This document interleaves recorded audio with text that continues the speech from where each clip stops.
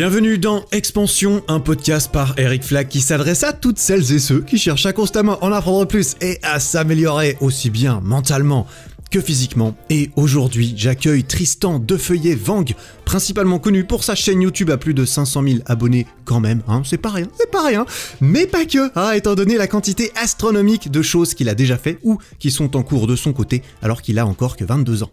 On va justement parler plus en détail de son parcours de vie jusqu'à présent ainsi que de son parcours de créateur de contenu sur YouTube, de comment et pourquoi il a changé plusieurs fois de sujet de vidéo jusqu'à finalement trouver celui qui résonne autant avec lui aujourd'hui qu'avec tous ceux qui le regardent. On va parler de comment il organise son temps, ses journées et les gens autour de lui qu'il aide dans tous ses projets, comme sa toute nouvelle marque de vêtements. On va parler de comment il arrive tant bien que mal à avoir une vie sociale et sentimentale autour de son travail qui ne s'arrête jamais, ainsi que de son état d'esprit assez particulier qui l'a poussé depuis le début à cravacher au quotidien pour se donner les moyens d'accomplir tout ça. Ça fait longtemps qu'on se connaît avec Tristan maintenant et c'était vraiment cool d'avoir cette petite discussion avec lui qui s'est passée autour de 22h d'ailleurs, étant donné que Tristan et moi, voilà, on est plutôt du côté couche-tard que du côté lève-tôt. Je m'excuse par avance pour la qualité du son qui a eu des légers sursauts, ouais, t'es pas au sommet de sa forme ce soir-là, On a enregistré ça à distance, le logiciel n'aimait apparemment pas trop quand on parlait en même temps. Mais j'ai compris le problème par contre et ça se reproduira plus, purée, oh là là, tu vois j'enregistre cette intro le matin, c'est pas ouf, voilà, sans plus de transition, voici ma discussion avec Tristan. Tristan, mec, ça fait méga plaisir de t'avoir ici. Bienvenue sur le podcast. Mr. Flag. Ça fait un bail, ça fait plaisir de t'avoir aussi. Tu vas bien ? Ouais, de ouf. Trop content d'enfin pouvoir papoter avec toi parce qu'on se voit, on suit nos travaux respectifs, mais on prend le temps de s'appeler une fois tous les 6 ans, donc il y a pas mal d'updates à faire. pour des petites discussions de 3-4 heures généralement, mais quand même. Exact. Ça permet de rattraper un peu le temps perdu, on dira. On doit s'appeler des coups de 3 heures tous les 6 mois, donc du coup voilà, ça permet d'updater un petit peu tout ça quoi. Ouais, ça fait une moyenne sympa. Mais bon, pour tous ceux qui auraient réussi à ne pas suffisamment entendre parler de toi, est-ce que tu peux te présenter en quelques mots? Comment est-ce que tu te présentes à des inconnus d'ailleurs? Tout de suite les grands mots. Pour ceux qui ont la chance de ne pas me connaître jusqu'à présent, enchanté, du coup je m'appelle Tristan Defeuillet-Vang, j'ai 22 ans, je fais beaucoup de choses et c'est un peu dur de me définir, donc je vais utiliser la case Joker Bruce Lee, qui quand on lui demandait comment il se définissait, c'était plus vis-à-vis de ses origines, lui à la base il disait genre j'aime bien être défini comme un être humain avant tout, qui fait plein de choses, et moi c'est un peu mon truc, et un petit peu comme ton podcast Expansion, j'ai tatoué mes 2 premiers tatouages sur les poignets, c'est Still Learning et Growth, donc ça représente bien une des plus grosses facettes de ma personnalité qui va un petit peu avec mes origines aussi, étant donné que je suis eurasien, donc moitié vietnamien, moitié français, le côté viet fait que je suis un petit couteau suisse entre guillemets, un peu touche à tout, curieux, polyvalent, qui essaye un peu de faire le couteau suisse tout simplement, et voilà, toujours dans le but d'apprendre plein de trucs, de progresser dans plein de domaines. Donc pour revenir sur Terre, je suis principalement connu vis-à-vis de YouTube parce que à l'heure actuelle on a quand même bien charbonné, ça fait 3-4 ans que je fais des vidéos, on vient de passer la barre des 500 000 abonnés qui est le cap du demi-million, donc c'est quand même assez symbolique. Encore bravo sur YouTube. Bravo. Merci beaucoup mon gros, je sais que tu sais ce que c'est. Donc voilà. J'espère un jour. Ça va, gros, ça arrive dans très peu de temps. Et voilà, de mon côté, moi je suis principalement connu pour ma série de vidéos qui s'appelle les Practice Makes Perfect, donc une série de vidéos qui a simplement pour but de montrer qu'en sortant les doigts on peut tout faire et on peut apprendre et progresser dans n'importe quel domaine, même quand on part de zéro. Et voilà, là c'est le message un peu sur la forme. Mais dans le fond, si on en vient un petit peu à creuser les choses tout à l'heure, tu te rendras compte, et je pense que les auditeurs se rendront compte que le message, il est plus profond que ça, et que vis-à-vis d'où je viens vraiment sur l'échelle sociale, l'échelle financière, l'échelle familiale, ça a vraiment pas du tout toujours été comme ça a pas du tout toujours été facile. Et en fait, le message, c'est même plus global que ça, c'est vraiment... qui que tu sois, d'où tu viennes, quelles que soient les cartes que tu as en main quand tu viens expérimenter ton chemin de vie ici sur Terre, il y a toujours moyen de faire de belles choses, même si ça part mal, tu vois. Donc voilà, pour revenir un peu sur Terre, un jeune youtubeur plein d'ambition, plein d'envie tout simplement, de découvrir, de progresser, J'ai écrit mon premier livre, donc Les mensonges du fitness, qui est sorti l'année dernière, qui s'est vendu à quelques milliers d'exemplaires dans toute la France, donc très cool aussi. Et j'ai aussi sorti ma marque de vêtements, du coup PMP, cette année, pour l'acronyme de Practice Makes Perfect, qui du coup fédère toute ma communauté YouTube, tous ceux qui cherchent à s'identifier aussi à ce concept, à ces valeurs, à ce slogan. Maintenant, on est sapé de la même manière. et c'est marrant, je te fais mon CV en Ouais, sens inverse. justement, j'allais justement reprendre un peu ces choses chronologiquement parce que ah là, c'est en sens inverse, vraiment. ouais, t'as déjà fait tellement de trucs, c'est assez impressionnant parce que justement, alors la liste n'est sûrement pas exhaustive. Je sors un peu les choses comment je les ai de ce que je te connais, parce que t'as fait beaucoup de choses. T'as commencé dans ta vie, on dira, t'as fait beaucoup d'arts martiaux, ensuite t'as fait de la musculation, tu fais du coaching, t'as fait du mannequinat, t'as fait de la télé-réalité, t'as écrit un livre, t'as un compte Instagram, t'as un compte YouTube, t'es entrepreneur, t'as lancé ta marque de vêtements, et j'en oublie certainement, t'as lancé d'autres entreprises, il me semble aussi, bref, énormément de trucs. Est-ce que t'arrives à nous faire un petit fil rouge chronologique avec toutes ces choses, avec une petite, je sais pas, un petit timestamp dessus, histoire de voilà retracer ta vie comme ça. Si on te donne, Tristan, t'as quelques minutes là, boum, fais-nous ton autobiographie. Ouais, moi, le problème, c'est que je pars trop. En fait, tu me poses une question comme ça et je peux vraiment partir sur la lune. Donc, je vais essayer de faire simple et à chaque fois de donner les réponses les plus concises. Et n'hésite pas, voilà. Si tu veux que je creuse, tu me dis et on creuse. Vas-y, on creusera. Du coup, pour reprendre le parcours un peu chronologique, j'ai de base commencé professionnellement dans le mannequinat. Quand j'avais genre 15-16 ans, je commençais à faire des photos pour aucune raison, simplement parce que j'avais des trucs à me prouver à moi-même et des trucs sûrement à prouver aux autres inconsciemment au fond. Donc j'ai commencé à faire des photos. À l'époque, il n'y avait pas trop Instagram, tout ça, il n'y avait pas d'influenceurs, ça n'existait pas. Et je commençais à poster ça sur Facebook à l'époque. Et ça m'a juste fait beaucoup de contenu, beaucoup de photos. J'ai commencé du coup à gagner un peu d'argent avec ça en faisant des campagnes à droite à gauche, en étant signé dans quelques agences par-ci par-là. Donc beaucoup de contenu. J'ai tout jeté sur Facebook et Instagram quand ça a pop, parce que ça a pop à peu près à cette époque, genre 2015-2016. Petit à petit, du coup, il y a eu des gens qui ont commencé à suivre ma petite carrière de mannequin. En parallèle, juste après le bac, je suis allé faire un DEUS métier de la forme, donc une formation de coach sportif reconnu d'État en France, qui de base se fait en 2 ans, que j'ai redoublé 2 fois par la suite parce que je développais d'autres projets en même temps. Donc j'ai mis 4 ans à avoir ce diplôme. Donc petit à petit, le mannequin, il est un peu devenu coach sportif par la même, en même temps. En même temps, je bossais aussi sur le diplôme, Bayesian, bodybuilding, Bayesian France maintenant, traduit par Antoine Fonbonne et Nevin Barnett. Donc je me suis fait ces 2 diplômes-là dans le coaching. Et à cette époque, j'étais juste un coach mannequin. Et voilà, il y avait plein de trucs que j'apprenais sur le moment, sur les sciences de l'entraînement, sur la nutrition, sur ma progression personnelle en muscu, que du coup je partageais sur Internet, sur Instagram, sur Facebook, beaucoup à l'époque. J'ai vu que j'ai commencé à recevoir de plus en plus de messages en mode « Yo, comment tu fais pour faire ci ? Est-ce que je mange de la bonne manière ? Est-ce que je m'entraîne de la bonne manière ? Comment je peux commencer dans le mannequinat ? Et ci et ça ?»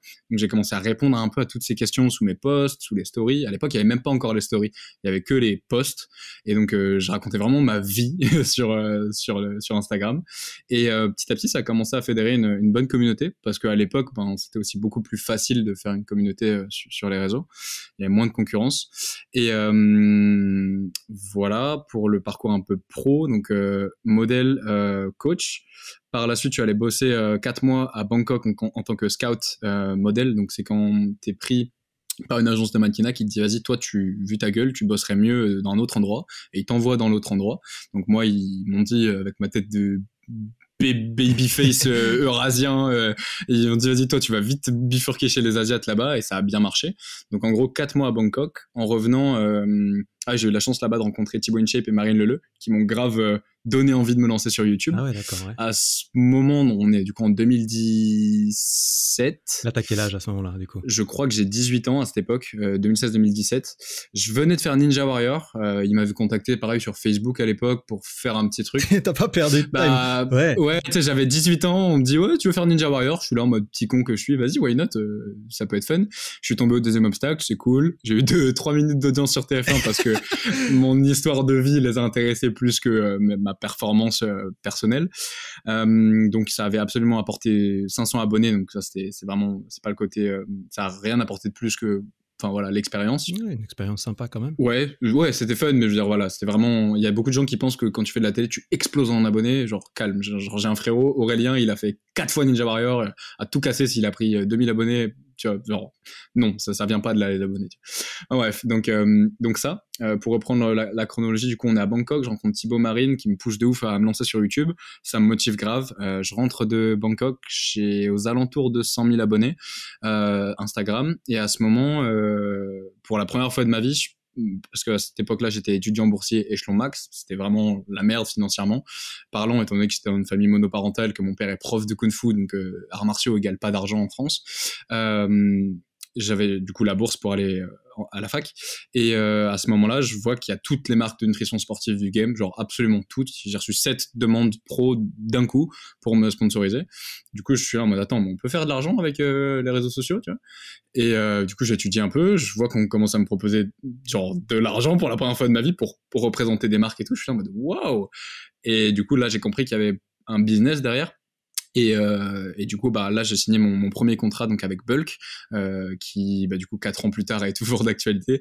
J'étais le premier athlète homme en France, et du coup, bah 4 ans plus tard, toujours la même chose. Et le pionnier, quoi. De ouf, le plus jeune en plus. Enfin bref, super symbolique. Et la première marque qui a cru en moi, et on s'est développé un peu ensemble et tout. Et genre maintenant, il y a tous mes potes dans l'équipe Bulk. Et bref, je trouve ça ouf. Donc voilà, j'ai commencé à travailler avec la première marque il y a 4 ans. Et petit à petit, voilà, de fil en aiguille, ben tout a scale, en fait, tout a grossi. J'ai commencé à sortir quelques petites vidéos YouTube, mais rien de sérieux, genre juste des trucs que j'avais en tête en mode pour répondre aux questions de la vie de tous les jours. Genre, je crois que ma deuxième vidéo, pour dire à quel point ça n'avait aucune suite logique, genre je fais une vidéo, première vidéo, qui suis-je, et deuxième vidéo, c'était haut de fessier et moyen fessier, comment les développer. Rien à voir. Mais vraiment, rien à voir. Et toi aussi, tu voulais faire des vidéos en mode, tiens, on me pose tout le temps ces questions, je vais en faire une vidéo, comme ça, je leur envoie le lien, puis on arrête de me poser la question. Ouais, c'est exactement ça. Il y avait aucun intérêt derrière. Donc c'est ça, la vidéo qui a suivi, ça devait être un truc genre musculation et adolescence, parce qu'on disait tout le temps, ouais, est-ce que la muscu, ça stoppe la croissance? Et du coup, j'étais là en mode, vas-y, go, y répondre en vidéo, comme ça, on arrêtera de me poser cette question. Donc vraiment, ça n'avait aucun but YouTube à ce moment-là. Et voilà, petit à petit, j'y ai pris goût. Pareil pour Instagram, puis tu commences un peu à en faire une habitude de faire des photos, de les poster. Les stories arrivent, donc on commence à parler en story, ça commence à créer de la proximité avec les gens. Il commence à y avoir les lives aussi, du coup tu peux vraiment échanger avec ta communauté. Puis tu te rends compte qu'en fait, les chiffres virtuels, bah, c'est pas que du virtuel en fait. Et que quand tu vois 10 000 likes sous une photo, c'est quand même 10 000 personnes comme toi et moi, et comme tous les auditeurs là, qui ont appuyé sur un bouton pour te dire salut, pour je suis là, et manifester leur soutien, leur existence aussi d'ailleurs, pour prouver leur... Enfin, bon après, on peut parler des bots et tout ça, mais quand même, tu te dis que sur 10 000, il y en a quand même qui sont vrais, quoi. Là, tu peux plus te voiler la face, c'est plus en mode, ouais, sur un malentendu, c'est 10 000 robots, quand même pas. C'est ça, bah, il y a beaucoup de fake, mais bon, après, nous, on est sur YouTube, donc c'est le milieu où on peut pas faker pour le coup, et mais oui, je te rejoins totalement. Mais voilà, pour la chronologie un peu... global, ensuite ça a été de fil en aiguille. Sur le plan pro, il s'est passé beaucoup de choses. J'ai cofondé une agence de publicité digitale qui s'en est très bien sortie, qui a généré j'ai entendu parler qui a généré genre 1 million de CA la première année. Ça a été c'est un beau projet qui tourne toujours, et en version simple, c'est simplement une agence de publicité digitale spécialisée dans l'influence, donc dans notre milieu. Et étant donné que je commençais à grossir en tant que, même si je déteste ce terme, influenceur, je commençais à comprendre ce qu'on voulait, ce qu'on voulait pas, je m'étais déjà un peu fait douiller, tu vois, dans des contrats à droite à gauche, des mecs. T'étais bien placé du coup pour connaître bien qu'est-ce qui manque en fait dans le rapport entre les agences et les influenceurs. Et toi, tu avais le rôle de l'influenceur et l'expertise de l'influenceur, et je suppose que ton cofondateur, lui, avait le rôle plus business, et que vous deux, vous étiez complémentaires pour créer un truc qui comprenait les deux parties. C'est exactement ça. En fait, à la base, il n'y avait aucune notion de business. Je vais y revenir juste après dans la chronologie, on y arrive. Mais bah du coup, bah, peu de temps après, j'ai été appelé pour faire une télé-réalité. Donc j'avais, je crois, 130 000 abonnés sur Instagram. Et j'ai été appelé pour faire Les Anges, alors que je regardais pas de télé-réalité, je n'en consomme pas, je ne savais même pas ce que c'était. Mais on m'appelle, on me dit ouais, il nous faut absolument un profil comme le tien. Est-ce que tu peux venir en casting, genre dans 3 jours ici à Paname, alors que j'étais à Londres et tout. J'étais en mode ok, je crois que les gars me veulent vraiment. Go, je vais voir. Tu vois, j'en avais même fait un vlog à l'époque. Et du coup, j'arrive, ok, casting de télé. Bon bah les gars, apparemment, genre surkiffent le profil et ils me veulent absolument, alors que le casting était censé être bouclé. Je t'épargne les détails, mais voilà, au final, je pars faire du coup Les Anges, la télé-réalité, alors que de base, je suis le premier à me moquer, entre guillemets, de ces programmes que je trouve vraiment abrutissants sur les bords. Et en fait, ça a été une expérience humaine de fou. Ça m'a permis de comprendre beaucoup de choses sur la société, sur les gens, sur les rapports humains, sur la psychologie et sur la télé aussi. Et voilà, à la suite de cette expérience, il y a eu un petit boost de visibilité, mais genre pas énorme. On a pris, je sais pas, T'es pas resté hyper longtemps. Moi, je connais pas du tout ouais. l'émission, le concept, mais je crois que t'es pas resté méga longtemps et que t'es rentré, t'as fait quelques émissions et puis derrière, t'es parti faire autre chose, quoi. Ah bah j'ai même fait une émission en fait, si tu comptes une seule. du coup, Ouais, bah, si tu comptes pas Ninja Warrior comme de la télé-réalité. Non, j'entends. C'était, je sais pas comment ça marche les Anges, mais c'est genre une émission par semaine, un truc du genre. Et puis il y en a qui se font éliminer au fur et à mesure. Une saison, c'est ça que tu voulais dire. Ouais, une saison, voilà. Ouais, bah en fait j'ai même pas fait la saison, j'ai fait 3 semaines moi exactement, donc ça fait le double en diffusion vu que les épisodes sont coupés en deux. Et bah j'ai été sorti de l'émission simplement parce que je faisais pas assez de drama et j'étais pas assez intéressant. J'étais pas assez télé-réalité, tu vois. Mais c'était bien, tu vois. En fait, j'avais mon rôle parce qu'on a tous un rôle différent. Et j'avais mon rôle du petit chieur qui pose plein de questions, trop de questions, qui a envie de tout savoir sur tout et qui a un peu de répartie, tu vois. Et juste qui est entre guillemets vierge de télé, tu vois. Donc je suis pas un mec de télé. Et c'était mon rôle et voilà, je l'ai compris par la suite. Donc du coup, je suis ressorti de cette expérience. Avec beaucoup de leçons si tu veux, et voilà, à la suite de ça il y a eu un petit boost de visibilité. Je crois que c'est 50 000 YouTube et genre 70 000 Insta, tout confondu, 70-80K Insta maximum. Et ensuite on s'est principalement concentré après sur moi en tant que physique, personne physique du coup. Et là, j'ai principalement charbonné sur YouTube. J'ai du coup. Mais je crois que c'est à ce moment-là que je t'ai découvert, que je t'ai rencontré, parce que comme forcément, il y a un moment donné où il faut bien tomber sur la personne pour la première fois. Et moi, je me souviens très bien de la première fois où j'ai vu ta mignonne petite tête d'Eurasien apparaître sur mon écran. Tu sais quand c'était ? C'est une vidéo qui a percé sur ma page d'accueil YouTube. Est-ce que tu arrives à deviner laquelle c'est ? Ça devait être un truc qui avait explosé, j'en ai aucune raison. J'ai aucune raison pourquoi l'algo a poussé ça autant, mais c'était un genre filtre un lycée le jour de la rentrée, non ? Non, non, mec, putain, je te connais depuis plus longtemps que ça, tu crois quoi ? Non, c'était ta grève de cheveux. Oh putain, oui, il y a eu ça aussi. Il y a eu trop de trucs. Mais elle a percé de ouf cette vidéo. Ouais, elle a tellement percé que ça m'a apporté pas mal de soucis par la suite. Donc du coup, j'ai archivé toutes ces vidéos. Ah, c'est vrai, elles y sont plus ? Si tu regardes mon Social Blade, à un moment, je perds 4 millions de vues, c'est parce que j'ai archivé 3 vidéos. Voilà. Mais c'est ça. Pourquoi tu les as archivées ? En version simple. Non, il y a aucune indication. C'est juste que sur le moment, j'avais 20 000 abonnés quand je suis parti faire cette opération, du coup. C'était la première chirurgie de ma vie, genre juste pas parce que je perdais mes cheveux, mais parce que j'ai un grand front qui vient de mon papa depuis que je suis tout petit, et ça m'a posé grave des soucis professionnels et même personnellement, genre j'ai jamais de ma vie enlevé les cheveux de mon front parce que j'ai toujours trouvé ça dégueu, tu vois. Et j'étais là en mode bon, c'est cool si à 40 ans j'ai toujours pas la coupe, je peux enlever la coupe de Justin, tu vois. Et t'inquiète, je l'ai eu aussi moi la coupe de Justin. Ouais, je sais, on y est tous passés. Hein. Moi c'était pour l'oreille, tu vois. Chacun ses trucs à cacher, tu vois. Alors je connais très bien. J'avais la même. Et t'en parles, tu vois, dans ta vidéo sur les complexes. Les complexes, c'est de la merde. Genre, on est là, les gens ne le voient pas, mais toi, tu le vois, tu vois. Ou à la limite, tu vas te bouffer une ou deux remarques par-ci par-là, mais ces remarques, elles vont te ruiner ta psychologie. Tu vois ce que je veux dire? Alors que le mec, il est même pas méchant quand il dit ça, tu vois. Non, il te dit que c'est pour rire, mais souvent, ils le croient vraiment, tu vois. Enfin, ils s'en foutent. Ils te disent ça 5 secondes, eux, ils se reconcentrent vite sur leur propre vie derrière. Mais toi, tu te souviens de ce qu'ils t'ont dit derrière et ça peut te ronger, quoi. C'est ça. Donc, bah voilà, sur la chronologie, on en était là. Et ces vidéos, je les ai archivées parce que sur le moment, je m'en suis pas rendu compte et je pensais que le travail était bien fait. Mais en fait, je m'attendais pas à ce que ça pète autant. Donc, ça fait vraiment 4 millions de vues, les 2-3 vidéos cumulées. Et ça a vraiment explosé. C'est passé sur M6. Enfin, vraiment, ça a pris une ampleur que quand t'as 20 000 abonnés YouTube et que tu fais pas de vues, jamais tu t'imagines ça. Et au final, du coup, ça a incité énormément de gens à aller dans la même clinique que moi, alors que c'était pas un partenariat. Genre, le truc, je l'avais payé. Et tu sais, en fait, c'était une sorte de vlog. Je filmais mon expérience, mais c'était pas de la pub, le truc. J'ai payé 2000 balles mon opération. Et tu le vois en plus dans le vlog, je sors 2000 balles cash, genre, coucou, y a pas moyen de, tu vois, genre, pas moyen de faker. Et en fait, là, j'ai fait une correction de cette greffe il y a 3 mois.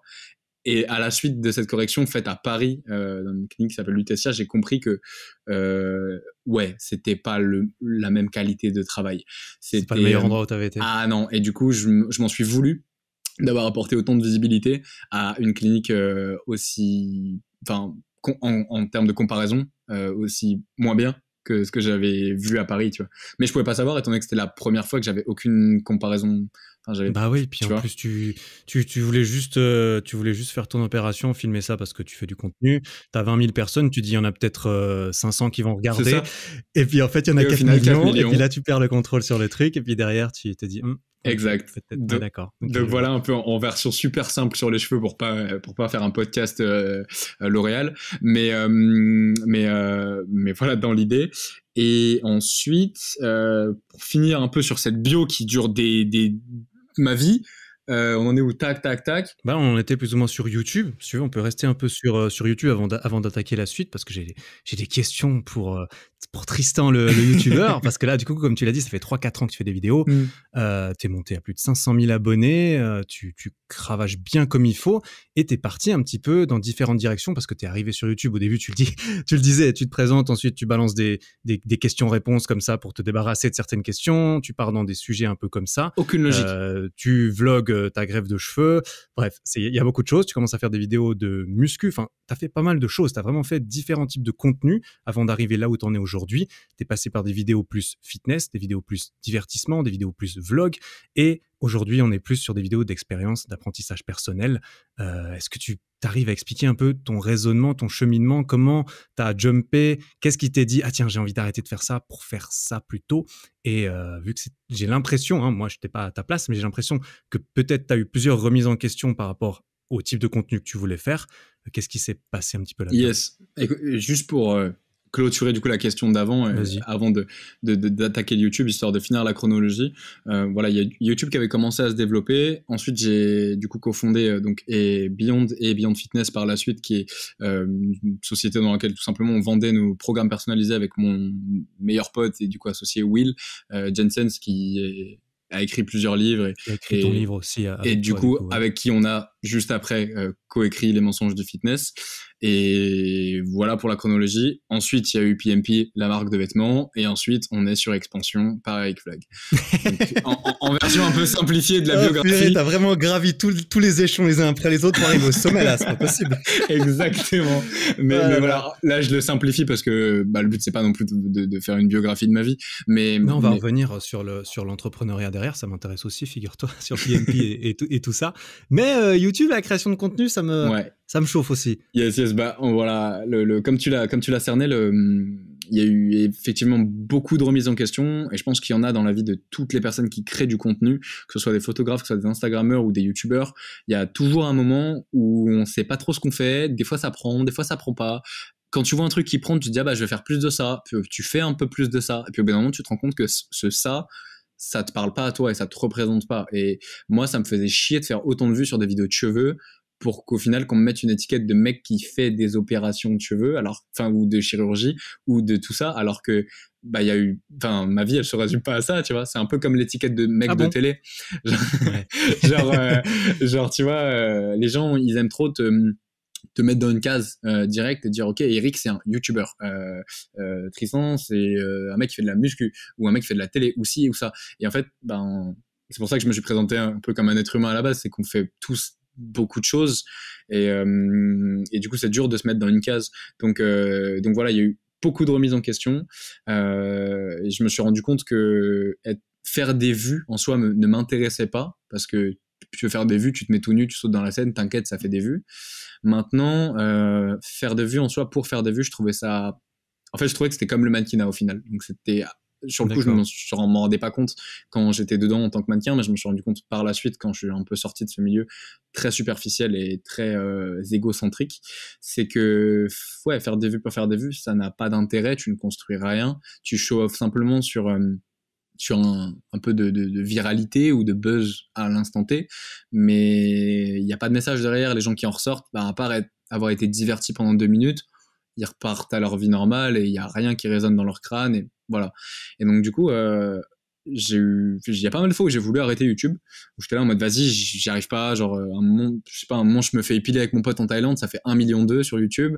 Juste après, je fais une vidéo et je me rappelle que tu t'avais commenté, tu m'avais même encouragé à continuer là-dedans. Je fais une vidéo sur le bonheur et sur Ouais, plein de trucs qui te permettent d'être mieux dans ta vie de tous les jours, où tu sais, moi je cherche à aider à la base, et ça bide, ça fait genre, je sais pas, 30 000 vues. Et tu sais, oh mec, ouais, le développement personnel à côté de l'épilation drama, c'est triste à dire, mais ça a pas la cote. bien sûr. Mais tu vois, Ah. en fait, c'était juste une symbolique pour dire, ah, moi, ça me faisait chier, tu vois, d'être là et d'avoir beaucoup de choses à partager, beaucoup de motivation à donner, beaucoup de messages à transmettre. Et au final, faire des vues sur des cheveux ou des épilations ou, tu vois, des trucs qui me ressemblent pas parce que, genre, j'avais presque honte de me dire, yo, bah, voilà ma chaîne YouTube, bah, vas-y, va voir ce que je fais. En fait, je disais pas ça, je répondais pas, je voulais même presque pas qu'on aille voir ma chaîne YouTube parce que ça me représentait pas moi, en fait. Il y avait aucune, enfin, voilà, on pouvait pas aborder ce sujet, tu vois, comme on en aborde là, comme à l'heure actuelle, on peut apercevoir à travers les practices et tout. Et ouais, du coup, j'étais dans l'avion, retour de LA avec mon associé Armand, du coup, et on a passé tout le flight, le trajet à se dire, ok, comment est-ce que YouTube, ça peut te représenter vraiment? Et à l'heure actuelle, à ce moment-là, j'étais pas encore tatoué sur les poignets, mais je Ouais. savais qu'il y avait ces deux notions qui étaient trop importantes pour moi, de growth et de still learning, du coup. Et du coup, en fait, bah, j'ai juste fait ça, et j'ai mixé ces deux notions, et je me suis dit, ben, en fait, pourquoi pas faire juste un contenu où tu montres que tu peux tout apprendre, même les trucs où t'es le plus éclaté au sol. Comme ça, en même temps, ça te fait te sortir les doigts parce que tu procrastines bien quand t'as pas d'objectif, petit con. Et en même temps, ça montre à tout le monde que, un, c'est possible, que deux, on a tous des barrières limitantes et des excuses, mais que quand on sort les doigts, ben, elles peuvent péter dans 99% des cas. Et trois, ça te plaît, ça te parle. Et là, c'est cool, tu vois. Et ça, c'est ça qui est le plus, le plus. C'est là, enfin, je parle en tant en tant que créateur, ou quand tu fais, il y a des vidéos, tu les fais, tu fais 1 million de vues, c'est cool, mais dans le fond, t'es pas super fier. Ouais. Mais parfois, même la vidéo sur le bonheur qui bide, bah toi, t'es content. Ouais, tu l'as fait, ouais, t'as un de petit ouf. truc à l'intérieur, tu te dis, mais j'ai bien aimé cette vidéo. Mais Puis de ouf. les commentaires, tu les lis, t'es content, t'es fier, les gens, ils partagent des vrais trucs dedans, et c'est pas pareil. Mais de ouf. Je pense que tu dois le voir. Comment dire, tu dois peut-être pas forcément le voir de la même manière parce que personne vient t'aborder dans la rue en disant hey, t'es le mec qui a fait de la télé. Mais ça, pour moi, c'est le pire truc qu'on puisse me dire. Si tu viens me voir en me disant ah, je te mets la télé. En fait, c'est classé dans mon échelle d'appréciation tout en bas. Ah, vraiment, l'échelle, elle est venue tout seule. Si la je l'ai télé, pas créée. c'est tout en bas. C'est genre, en fait, je me suis rendu compte qu'à chaque fois qu'on me disait ah, t'es le mec de la télé, bah, en fait, ça me faisait plus chier qu'autre chose. Et tu sais, il y en a qui aiment bien être reconnus. Moi, à l'inverse, ça me faisait chier. Parce que de base, je suis le genre de mec à mettre mon casque ou mes AirPods et marcher dans ma rue, me balader, faire du shopping tranquille et je veux pas, tu sais, qu'on me dérange, entre guillemets. Et là, être reconnu, oh, t'es le mec qui a fait de la télé, je peux prendre une photo avec toi, mais le mec ne te connaît pas, ne te suit pas, il t'a juste vu. En fait, t'es un Sims, tu vois. T'es un Sims qu'il a vu à la télé. Du coup, hop, tu prends une photo, tu te dégages et il y a pas de bonjour, il y a pas d'échange, il y a pas de, tu sais même pas ce que je fais, tu sais même pas comment je m'appelle des fois, tu vois. Et du coup, je trouve ça tellement rabaissant et réducteur. Bref, que pour moi, c'est tout en bas. Et maintenant, j'en arrive au stade où ça fait trop plaisir parce que il y a tout ça qui a changé et j'ai été stuck j'étais bloqué dans cette position-là pendant toute mon exposition de télé. Mais maintenant, 95% des gens que je vois, je sais même pas, ils me disent Tristan ou quoi, ils me disent hey, c'est pour quand le prochain PMP? Genre, oh, practice makes perfect, vas-y, fais un backflip, tu vois? Et genre, genre ça, check. De ouf. Mais tu vois, ça, c'est le truc le plus gratifiant, je pense, en tant que créateur, c'est quand t'es reconnu pour ce que tu cherches à transmettre et pas pour les vues que tu fais. Et à l'inverse, quelqu'un qui vient me voir et qui me dit, yo, grâce à ta vidéo sur les cheveux, j'ai pu faire ci, ça m'a grave aidé personnellement et tout, je trouve ça ouf. Mais quelqu'un qui me dit, j'ai vu ta vidéo sur les cheveux, yes. Tu vois, en fait, dans l'intention, Ça change tout. Quand t'es le mec qui a fait de la télé, qui ensuite s'est fait refaire les cheveux, et qu'on te dit hey, c'est toi, puis qu'on te prend une photo avec toi juste pour, je sais pas, prendre pour pouvoir montrer aux autres personnes qu'ils t'ont vu, c'est pour essayer de s'upgrade eux-mêmes, sachant que ils savent pas comment tu t'appelles. Ouais, parfois. C'est ça. Je peux comprendre que ça doit être désagréable. Tu vois, d'un côté, je le comprends parce que, je sais pas, quand j'étais plus jeune, j'aurais pu, tu sais, c'est un peu de maladresse, un peu de. Ces gens-là, ils sont pas méchants et je leur en veux pas du tout, tu vois. Tu sais, ils sont un peu perturbés sur le moment, ils savent pas trop. Du coup, ils se disent, vas-y. Enfin, tu sais, genre, c'est normal, on est des humains, on sait pas trop comment réagir. Des gens que Nous, je pense que toi, c'est pareil, tu sais, des gens, quand ils te voient en vrai, ils sont là en mode, oh, mais t'existes. Genre vraiment t'existes pas que derrière un écran, tu vois. Et c'est pour ça, enfin voilà, après il y a des symboliques à faire dans tous les sens, mais c'est comme les commentaires haineux et tout sur YouTube, c'est comme les insultes qu'on se bouffe tous les jours, ou à l'inverse les messages positifs, hein. Les gens ils captent pas que on est juste tous les mêmes, tu vois. C'est juste que nous on passe notre temps à s'exposer, donc dans la tête des gens, on n'est pas, je sais pas, on est différents, tu vois. Mais calme, enfin. Mais en plus, c'est ce qui est bizarre là-dedans, ce que je me suis fait cette réflexion, ou alors je l'ai entendu, je sais plus, j'ai sûrement entendu.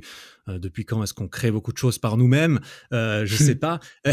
J'ai entendu sûrement un moment, et ça m'a fait tilt, c'est qu'en fait, c'est à l'échelle de l'humanité et de l'histoire de notre biologie et de notre ADN, ça n'existe pas, le fait d'être connu par des gens qu'on ne connaît pas, tu vois. Clairement. Pendant des millénaires, tu connaissais ta tribu, tu connaissais ton voisin, tu connaissais ton boulanger, tu connaissais peut-être ton cousin, et à un bout d'un moment, tu peux lui téléphoner pendant la dernière seconde de l'humanité, tu peux lui téléphoner, et pendant le dernier millième de seconde, il y a des inconnus qui t'arrêtent dans la rue et qui te reconnaissent. Et qui te tapent sur l'épaule et qui viennent te dire « Hey Eric, ça va ?» Ouais, wow, who the fuck are you? Non mais tu sais pas, t'as ton casque, tu sais pas c'est un mec qui t'agresse, tu sais pas c'est juste un abonné qui kiffe et qui veut une photo et qui veut changer. Je crois qu'on m'a jamais tapé sur l'épaule pour le coup. Je crois que personne m'a jamais touché. Moi je les ai jamais touchés. Ouais, c'est vrai, t'as tapé sur l'épaule. Non mais et en fait tu vois, il y a un mec que j'aime beaucoup qui s'appelle Cyrus North qui a fait une vidéo sur ça sur YouTube qui s'appelle « Je ne suis pas ton ami ». Et en fait, il fait vraiment la distinction en mode, tu peux avoir une communauté et l'aimer et la respecter et les remercier et être reconnaissant pour tout ça parce que c'est grâce à eux qu'on en est là. Mais il y a une différence avec vraiment l'amitié et genre c'est vraiment je ne suis pas ton ami. Et les gens malheureusement, enfin humainement c'est normal comme tu l'as dit parce qu'il n'y a jamais eu ce genre de situation, mais ils savent pas forcément faire la diff et ils nous voient tous les jours sur Insta, sur YouTube, en live, en podcast. En plus, tu vois, bien sûr. On cherche a envie de passer pour quelqu'un que tu pourrais connaître quand même. Bien parce sûr. Que c'est plus agréable. Mais de l'autre côté, voilà, dans des moments où tu sais, t'es avec ta meuf en train de manger un bout, posé sur des quais, à regarder le soleil et on vient de niquer ton moment, tu vois. On vient de prendre une photo avec toi. C'est là, wow. Enfin voilà, moi pour la petite histoire, j'ai une relation qui a fucked up pour ça. J'ai une ex qui a pas supporté ça et qui me disait je ne supporte plus de pas pouvoir manger un bout avec toi tranquillement. Et là c'était la période télé, tu vois, pour le coup. Genre je me mettais à la fenêtre du HLM pour le coup et gros ça genre je pouvais pas me mettre à la fenêtre sans entendre crier Tristan, tu vois, alors que je suis personne sur l'échelle des gens connus, tu vois. Donc ça me fait aussi me poser des questions sur l'avenir. Qu'est-ce que des mecs comme tu vois Thibaut InShape dans notre domaine ou des gars comme Cyprien, Squeezie quoi vivent au quotidien, tu vois. Et ça doit être ouais, je sais pas. Peut-être qu'on en saura plus tard. Peut-être que je pourrais un jour parler avec avec Squeezie de ça. Mais c'est peut-être pas pour tout de suite. Bon, après, ça fait partie du jeu et je suppose que c'est ce qu'on recherche quand même quelque part quand on fait ça, vu que c'est un indicateur, j'imagine, de performance et de succès. Mais ouais. Du coup, là, aujourd'hui, pour revenir sur sur ta création de YouTube, là, t'es dans Practice Makes Perfect. Wow. Practice makes perfect. That's an accent, motherfucker. Il faut que je travaille mon accent. J'ai trop tendance à vouloir dire Practice Makes Perfect. Mais bref, t'es parti là-dessus. Tu kiffes, les gens kiffent. J'ai l'impression que tout le monde kiffe dans cette dynamique et ça fait plaisir à voir. Et toi, là, du coup, est-ce que t'as l'impression d'avoir trouvé ta place dans la création de contenu que tu recherchais? Est-ce que tu as l'impression d'avoir trouvé ce qui te satisfait et sur lequel tu as envie de continuer de surfer un moment? Ou est-ce qu'il y a quand même d'autres petites idées de concepts qui germent un peu à gauche, à droite, tu les mets de côté, tu les arroses gentiment Et ouais, qu'est-ce qui se passe? Est-ce que t'es chaud, t'as les œillères, tu pars tout droit sur le practice, ou est-ce que tu gardes des portes ouvertes et tu te poses un peu des questions là-dessus? Je pense, c'est super pertinent ta question, et je pense que moi, la strat, c'est d'éviter de faire une joueur du grenier, par exemple. Et c'est aussi d'éviter de s'enfermer dans un concept qui te plaît à un moment donné de ta vie. À l'heure actuelle, c'est ce que je préfère tourner. C'est-à-dire que je pète un câble sur mes practices quand j'y arrive pas. Là, en ce moment, je sais pas, je me suis mis l'objectif de faire 100 jongles au foot. Gros, quand t'as 2 pieds gauche carrés avec des furoncles, et que t'as jamais été bon au foot, ça dégoûte. Mais vraiment, j'ai passé 10 jours dessus, j'en peux plus. J'ai le pied en feu. Mais tu vois, genre, tu t'énerves, mais en fait, la satisfaction de la réussite de ce côté-là, moi, c'est ce qui me rend vraiment heureux. Et donc, pour l'instant, ça me fait super kiffer. Mais le problème, c'est que je sais pas, dans 1 an, 2 ans, 5 ans, si ce sera la même chose. Un peu à la joueur du grenier qui a burn-out à un moment parce qu'il était enfermé dans un concept qui représentait une facette de sa personnalité. Donc, déjà pas toute sa personnalité. Et en plus, à un moment donné. Sauf que, je t'apprends rien. Ton podcast, c'est l'exemple même de ça. C'est, on apprend, on avance, on évolue. Un peu comme des Pokémon. Donc, le but, c'est de se dire, OK, avoir un contenu, c'est bien, avoir une trame directrice, c'est bien, mais il faut aussi, je pense pas, s'enfermer dedans. Et ce qui est aussi bien, c'est que, comme je te le disais tout à l'heure, moi, je suis un petit couteau suisse dans le sens où j'ai envie de faire plein de choses et j'ai plein d'idées. Si je m'écoute, potentiellement, il y a plein de chaînes secondaires qui pop et je me dédouble et hop, il y a un Tristan qui fait du gaming, hop, il y a un Tristan qui fait j'en sais rien, des do it yourself. Enfin, tu vois, il y a vraiment plein de trucs différents. Et donc voilà, je pense que je vais continuer dans cette trame globale d'apprentissage et de progression, mais l'apprentissage et la progression, c'est pas forcément que des practice makes perfect. Par exemple, là bientôt, je vais ouvrir un pop-up store sur Lyon, éphémère, où by the way tout sera gratuit, donc je mettrai vraiment, ce sera un pay what you want, donc les gens viennent et payent ce qu'ils veulent pour les articles, comme ça il y a des étudiants qui ont pas trop de sous qui pourront repartir avec 0 €, et à l'inverse ceux qui ont un peu plus les moyens, pourront prendre des pièces et les payer normalement. Enfin bref, et tu vois, ça c'est sur le papier, c'est pas un practice makes perfect, mais ça montre une progression dans le sens où je suis juste un petit mec de 22 ans qui était étudiant boursier échelon max il y a encore pas très longtemps et qui a monté sa propre marque, qui progresse dans la vie, qui avance, tu vois, qui crée des choses, qui essaye du moins. Et donc voilà, je pense que quoi qu'il se passe, même si je commence à faire des expériences, ou si je commence à faire peut-être des pranks, des caméras cachées ou des trucs, la trame, ça restera de la progression. Maintenant, elle se ressentira peut-être plus ou moins en fonction des personnes. Tu sais, il y a des gens qui captent même pas que avoir une marque de vêtements, c'est tellement plus de taf que ce qu'on peut imaginer. Ou comme toi, tu vois, avec tes parallettes et tes barres de training, j'ai plus le nom, la Levitate, et tout ça, tu sais, les gens, ils captent même pas que derrière, il y a de la réflexion, il y a du travail, il y a de la logistique, il y a toutes les milliers d'heures passées à se casser le crâne pour des problèmes logistiques que eux ne verront jamais, parce que c'est nous qui dilons avec ça. Le but, c'est qu'ils ne les voient pas. Voilà. Tu sais, les problèmes fournisseurs, les retards, le SAV, les coursiers qui volent les colis, et tous ces trucs nuls, tu vois. Donc voilà, pour reprendre ce que je te disais. Ça, c'est un énorme apprentissage. Oui, je suis assez bien placé pour le savoir aussi. Et donc, par exemple, toi, tu percevrais ma vidéo, créer un pop-up store en mode, ah ouais, putain, c'est cool. Le mec, il a monté sa marque il y a quelques mois, il fait déjà un pop-up store. Putain, il avance, il progresse, il crée des choses, c'est cool. Alors qu'il y en a qui se diraient, cool, il vient de faire un pop-up store. Tu vois, donc ça dépend aussi juste, tiens, vidéo, il monte ses vêtements. Voilà, vidéo, il monte ses vêtements. Et en fait, en fonction de ton niveau de conscience aussi et de complexité, si tu veux, tu vas capter différentes choses. Donc voilà, moi je sais que je vais me diversifier, je vais faire plein de trucs. La trame globale, ça va rester ça. J'ai envie de tout apprendre. J'ai envie d'être monsieur, je sais tout faire, entre guillemets, sur YouTube en France, et je pense que ça part bien pour l'instant. Donc on va focus là-dedans, mais il risque d'y avoir aussi d'autres des sides, tu vas tester des choses, voir, des thèmes un peu collatéraux, si tu veux, mais qui seront perçus par des gens comme toi potentiellement comme de la progression et de l'apprentissage, ou par d'autres personnes simplement comme du divertissement. Ouais, tu vois, moi je fantasme sur un truc. Alors c'est bon, je dis ça, c'est un gros mot pour ce que c'est. Je me suis toujours dit, putain, si un jour genre Thibaut InShape, il fait une vidéo où il parle mais genre comme Thibaut Delapart, tu vois, il Mais parle vraiment oui, comme un être humain de et il parle de ouf. son biz et il montre un peu son vlog. Je me suis dit, évidemment que des mecs comme moi, ils ont envie de voir Ah ça, bah mais ça, même nous, ses abonnés, bien ils sûr. aimeraient bien voir Thibaut parler normalement et, euh, et dire, ok, voilà, regarde, business, enfin, je sais pas, expliquer des trucs, ça doit être passionnant ce qu'il fait. Rien que juste sa morning routine et ses bails en mode, le mec se lève à 5 heures du mat, il bosse toute la journée, toutes ses journées, c'est les mêmes. C'est une machine, le mec, on dirait une machine, mais on dirait trop une machine dans ses vidéos aussi, mais pas la même machine. Moi, j'aimerais bien voir la machine bosseuse. Et puis, Bien je sûr. pense que lui aimerait. Enfin, je me demande s'il aimerait pas valoriser aussi ce côté. Parce que si tu recherches à faire du contenu, bah tu vois, il cherche, il fait beaucoup de choses. Mais ouais, tout ça pour dire, je sais pas si ça intéresse que moi ou que toi et moi qui Mmh. sommes plus particulièrement touchés par ça. Mais moi, ça me chaufferait de J'ai voir ça. une piste de réflexion sur ça. Je pense que arriver à un certain stade et arriver au niveau de personnes comme Thibaut, quand tu as créé un empire vraiment littéral à ce point, tu as des choix à faire, tu as des sacrifices à faire, tu as des concessions à faire. Et on le voit à notre petit niveau, entre guillemets, dans ce milieu. Tu sais très bien que ta vie sociale, elle n'aurait pas été pareille si elle n'avait pas été pareille, pardon, si t'étais pas dans ce milieu, tu vois, t'avais pas à charbonner des 80 heures semaine dans l'ombre comme on le fait toi et moi. Et donc là, c'est juste un exemple de concession qu'on fait à notre stade.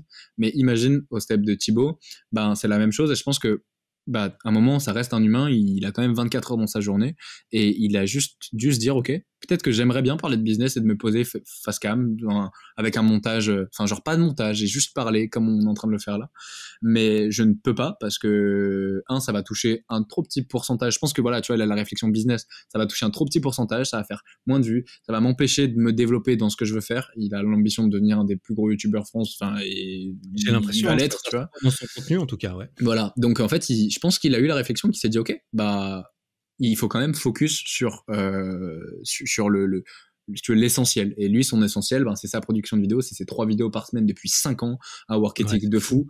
Et, Mais et c'est vrai, voilà. en fait, si son objectif, en fait, c'est logique. Si son objectif, c'est je veux être le youtubeur Bah, tu francophone, focus sur ça. eh ben, tu focuses là-dessus et tu fais pas des vidéos C'est business, ça. on est bien d'accord. C'est Ouais, c'est comme, vrai. c'est comme un bodybuilder. Un bodybuilder, bah, son focus, c'est d'être bodybuildé. Point barre. Ouais, ouais. Il est un vrai bodybuilder, il mange, enfin, il dort, il se lève, il mange, il s'entraîne, il redort, il se lève, et c'est sa vie. Et il fait que ça, c'est un ours, tu vois. Et donc, ouais, Bah, un moment. c'est comme Tristan qui a envie de faire des trucs à gauche, à droite. Il veut faire du gaming, il veut faire du do it yourself, il veut faire gauche, droite. Mais il arrive à se canaliser Eh, dans le PMP pendant un moment parce qu'il sait que c'est là-dessus qu'il faut double down maintenant pour capitaliser. Parce que si tu veux faire ça plus tard, ça sera plus facile après avoir cravaché X mois, années sur le projet actuel qui à la fois te plaît, qui à la fois fonctionne.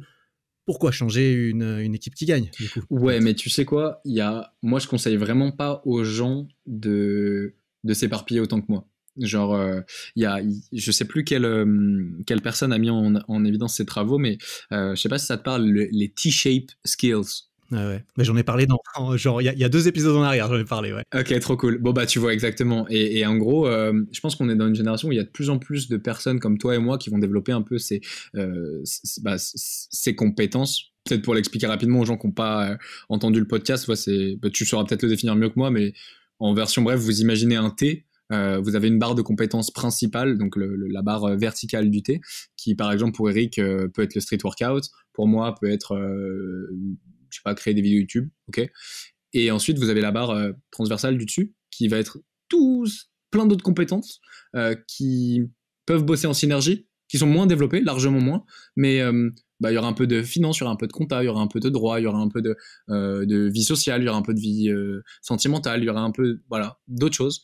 Et Un peu de peinture, un peu de skate, un peu de tu vois? Plein de petits trucs que tu as essayé jusqu'à ce que tu trouves celle sur laquelle tu as envie de construire ta barre verticale. Les vidéos, le street, le X, le Y, c'est différent pour c'est tout le monde. ça. Mais du coup, bah, voilà, pour revenir sur un Thibaut, je pense que la seule chose qui différencie, c'est que bah, monte à 24 heures dans ta journée et qu'il a compris exactement comment régler quelle heure à faire quoi, de quelle manière pour que ce soit le plus efficace possible. Et s'il avait plus d'heures, peut-être qu'il ferait autre chose. Maintenant, 24 heures, t'enlèves tes heures de sommeil, t'enlèves tes heures de montage, de tournage, de vie sociale et sentimentale, parce qu'il en faut quand même si tu veux pas burn out. Et au final, ben, tu te rends compte qu'il te reste pas tant que ça, peut-être 5, 6, 7, 8, 10 heures à consacrer dans un truc ou plusieurs. Mais si tu consacres dans 10 trucs différents, tu pratiqueras à coup de 1 heure par jour. Alors que si tu mets 10 heures par jour dans le même truc, bah, tu vas vraiment construire un empire. Tu vois. Donc voilà, voilà, je conseille pas forcément aux gens, moi personnellement, de suivre, de trop s'éparpiller parce que c'est un avantage comme c'est un très très gros défaut. Et moi, ça a été un de mes projets de cette année, ça a été d'avoir moins de projets. Je me suis forcé à refuser des projets. Moins de projets. Je te jure. Genre, quand on me disait, tu veux faire quoi pour 2021? Je te jure, je disais, je veux faire moins de choses et mieux. Parce que le problème des T-shaped skills, c'est que des fois, bah, à force de vouloir trop faire partout, t'es bon nulle part. Tu n'excelles nulle part. Tu vois? Donc, faut aussi être capable de mentalement accepter le fait d'être mauvais dans plein de domaines. Et genre mon grand-père, il est grand maître de kung-fu. Il fait que ça. Genre, genre vraiment, 100% de la barre de compétences dans les jeux vidéo, Kung Fu, elle est remplie. Ouais. À côté, bah, y a pas, du coup, cette barre transversale de plein d'autres petites choses. Bah, du coup, en comparaison, toi ou moi, je pense qu'on est un peu pareil. On a une petite barre de thé, là, à 10, 15, 20%, notre truc principal. Mais on a plein de petites merdes autour, tu vois. Mm-hmm. Et nous, ça nous va bien, mais je pense pas que tout le monde kifferait ne pas exceller dans quelque chose et savoir faire un peu plein de petits trucs à droite à gauche. Donc ça, c'est vraiment personnel, je pense. Mmh.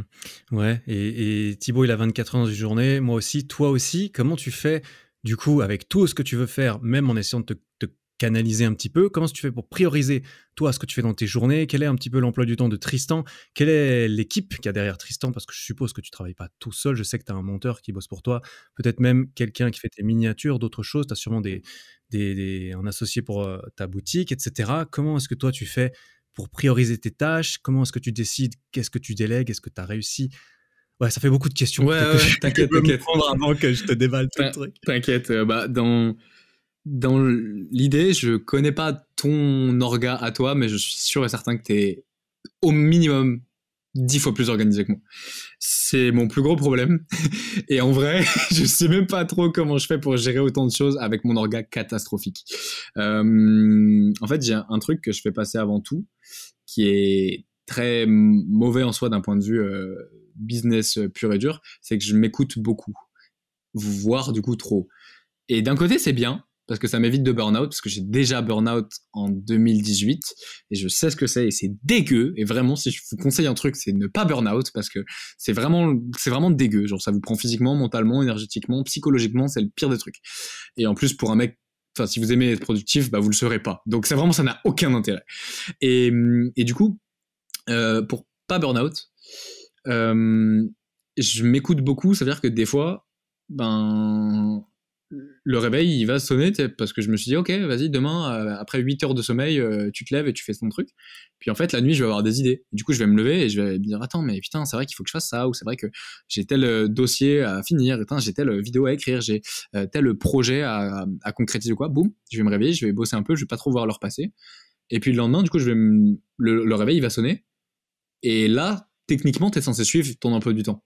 Sauf que là, moi, mon corps, s'il me dit non, tu ne suis pas ça et tu fais passer ton bien-être physique avant ça, le taf, bah en fait, la plupart du temps, je vais l'écouter. Et c'est un putain de défaut. Autant que c'est très bien, non, tu vois. Ça me semble pas si mal. Beaucoup de gens argumenteraient le fait que ce soit bien. Moi, ça me déplairait pas d'avoir un petit peu plus ça. Ce que j'aurais envie de te demander, c'est comment est-ce que tu joues la balance là-dedans entre, ok, je me repose, c'est bien, évidemment c'est bon pour moi de dormir plus, tu le sais, tu le sais très bien, et la culpabilité ou le sentiment de culpabilité que je sais que moi je peux ressentir quand je me vois faire ce genre de choses d'un point de vue objectif travail, etc. Ouais, en fait j'essaye personnellement avant chaque décision de savoir si c'est un choix optimal ou si c'est de la paresse. Et vraiment, des fois, après avoir bossé jusqu'à, je sais pas, tout à l'heure, je me suis couché à 7 heures, tu vois. Je suis un peu un abuseur sur les bords aussi, mais bref, j'avais des trucs dans le crâne. Après avoir bossé jusqu'à pas d'heure, le réveil, quand il sonne après 5-6 heures de sommeil, chiant un peu, tu vois. Donc, je sais que dormir un peu plus, c'est bon au final pour moi. Et je sais que c'est pas de la paresse. Alors que des fois, accepter une soirée Netflix and chill avec ta meuf ou sortir avec tes potes pour déconnecter, si t'as pas fait le taf en amont, c'est de la procrastination, du coup. Et du coup, il y a vraiment une distinction à faire. Par exemple, il faut être honnête avec il faut être honnête avec soi. Et il faut aussi être honnête avec les autres, dans le sens où Perso, le seul moment où je m'accorde des temps off, c'est quand, par exemple, mon monteur, je l'ai briefé sur tout ce qu'il doit faire. Il sait exactement, il peut avancer sans moi. Mes gars, pour PMP, ils savent quelle collection sort quand, ils savent que le site web, il faudra l'updater tant, ils savent, en fait, je leur ai donné les guidelines, ils peuvent bosser sans moi. En fait, tant que je ne bloque pas un processus, je peux me mettre en off. Mais souvent, je bloque les processus si je me mets en off. C'est toi un peu au goulot d'étranglement, toujours, souvent. Exact. Donc, c'est chez toi que ça coince. Ouais, c'est ça. Donc, moi, ma strat, c'est ça, c'est vraiment de tout. En fait, les seuls moments où je suis heureux de prendre des temps off, c'est quand je caricature la vidéo là. T'as 2 vidéos tournées, préparées en avance. T'en as une qui est en cours de montage. T'en as une qui est prête sur YouTube en première, par exemple, elle sort automatiquement tel jour à telle heure. T'as des photos sur Insta en avance, t'as des posts de prévus, t'as ton lancement pour la nouvelle Levitate Bar qui est déjà écrit, sorti, bam, bam, bam. Ben là, tu peux te dire, ok, c'est cool si je vais faire Netflix and chill avec ma meuf. Et ce temps-là, il va aussi t'aider, il va aussi te faire du bien, tu vois. Mais par contre, ça arrive souvent, ça? T'arrives à trouver ça souvent? Non, pas du tout. Mais je me l'impose un peu. Faire des compromis. Je me l'impose un peu des fois. Mais même quand je me l'impose, je vois les choses différemment. Genre, c'est très bizarre ce que je vais dire, mais j'en viens au stade où quand je fais un Netflix and chill, j'impose un film en anglais déjà. So we can talk English, you know, and just learn new things. Yeah. Et dans mon intention, je suis pas là en train de me détendre. Je suis là en train de regarder les plans scénaristiques. Putain, comment ils ont tourné ce plan? Putain, mais attends, l'histoire elle est ouf. Et attends, mais ça suit je sais pas, le monomythe de Joseph Campbell écrit en 1949 qui te dit que l'histoire elle commence par ça et ensuite elle suit par ça et ensuite ça. Et en fait, même dans les moments off, j'ai un raisonnement entre guillemets pro.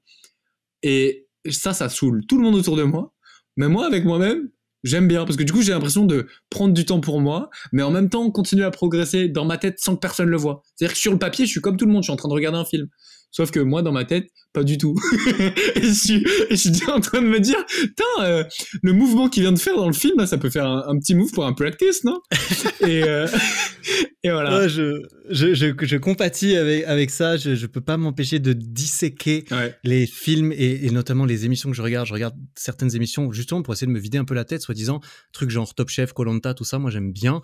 Et Top Chef, je peux pas m'empêcher de remarquer purée, comment ils ont dû rabobicher l'audio pour faire dire ce qu'ils veulent dire aux gens, ça s'entend. Moi, je fais du montage vidéo, j'entends qu'ils coupent les voix au milieu d'une phrase et qu'ils essayent de leur faire dire des trucs en mettant des images d'illustration par-dessus. Je me dis, purée, ils peuvent pas leur demander de répéter la phrase ou quoi, ils peuvent pas leur faire. Et puis tu le vois, en plus je remarque derrière, leurs interviews qu'ils font, c'est un fond vert. Ouais. Du coup, il y a une image derrière, mais tu vois dans leurs cheveux, ils sont verts parce que ils sont dans une pièce toute verte. Du coup, je me dis, ils sont même pas capables de filmer un truc correctement avec un fond vert, les mecs. Exact. Et j'arrive pas à ne pas regarder tous ces trucs. Là, gros, on doit être pris pour des psychopathes par les gens qui sont pas dans le même mindset. Et les gars, les auditeurs qui nous écoutent, mesdames, messieurs, c'est pas grave si vous pensez pas comme ça, et c'est même très bien pour vous. Vraiment. Genre, c'est chiant, c'est usant, c'est frustrant de penser comme ça, surtout pour les gens qui nous entourent et qui comprennent pas. Et moi, je sais que mes potes, mes copines, elles n'ont jamais capté ça, tu vois. Genre, elles étaient vraiment là en mode, mais putain, mais mets-toi en off, genre déconnecte, va en vacances. Mais mes vacances, ça ne... Ouais, en fait, ouais, comme dit, tu vois, même... Pas être en vacances sans avoir... De toute façon, tu peux pas être en vacances, enfin, même si t'es physiquement, géographiquement en vacances dans ta tête... Ah voilà, c'est ça. C'est là que tout se joue. C'est ça. Donc, pour conclure sur ça, comment on prend du temps off? Perso, je fais tous les trucs essentiels avant. Genre, je partirai jamais en off s'il y a un truc qui boue, que je dois finir. Je fais les trucs je donne les guidelines aux gens avec qui je bosse, comme ça, ils peuvent avancer sans moi. Et là, je me mets un peu en off, mais généralement, c'est jamais plus d'une demi-journée. Et vraiment, ça arrive une fois tous les, je sais pas, trimestres, tu vois. Donc, j'abuse une fois tous les mois, tu vois. Ouais. Mais vraiment, c'est rare. C'est rare. Est-ce que du coup, t'en as déjà parlé un petit peu, mais moi, le moment où je sais que je peux décompresser, péter un coup, manger, me faire à bouffer et essayer de me vider la tête, c'est quand j'ai cliqué sur publish une vidéo et que je sais que my job for today is done, tu vois. Ça y est, mec, t'as publié ta vidéo parce qu'en plus, du coup, vu que j'en sors pas tous les 3 jours, voilà, quand j'en sors une, c'est toutes les 2 semaines. Et puis là, je me dis, ok, Eric, tu vas te mettre bien là, tu vas te faire un sale sushi devant la télé pendant 2h30. Sauf que là, il y a la petite voix dans la tête d'Eric qui vient qui dit par contre, pour le lancement de la prochaine Levitate Bar, tu vas faire comment? Pouh! Et là, tu te rends compte que, ok, la partie YouTube c'est fait, mais là, il y a tous les trucs de l'ombre que les gens ne perçoivent pas, et c'est normal, et heureusement, qui du coup surgissent, tu vois. Et c'est bête, mais on a aussi tous les trucs de la vie de tous les jours, la compta, la fiscalité, tu sais, je sais pas, t'as un chez toi, à un moment, faut que tu fasses du ménage, à un moment, faut que tu manges, à un moment, faut que tu te fasses à manger. Donc, tu sais, il y a tous ces trucs-là aussi à prendre en compte, parce que la vie n'est pas que travail, même si toi et moi, on pense fortement à ça beaucoup trop de temps par jour. Mais voilà, quoi. Mais justement, si la vie est pas que travail, comment est-ce que toi tu fais, étant donné que ça te mange un peu toute ta vie, cela, j'imagine. Ah oui. Ça te mange la tête. Comment est-ce que tu trouves mange mon âme. Quelle place t'arrives à donner à ta vie privée? T'as mentionné des histoires de meufs, etc.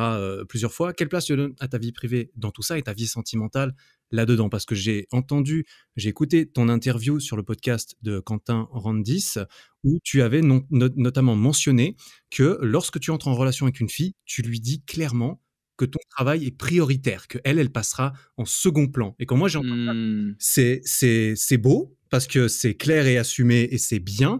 Mais alors, comment est-ce que toi tu articules cela intérieurement vis-à-vis de toi-même et comment est-ce que tu le communiques à la personne en question?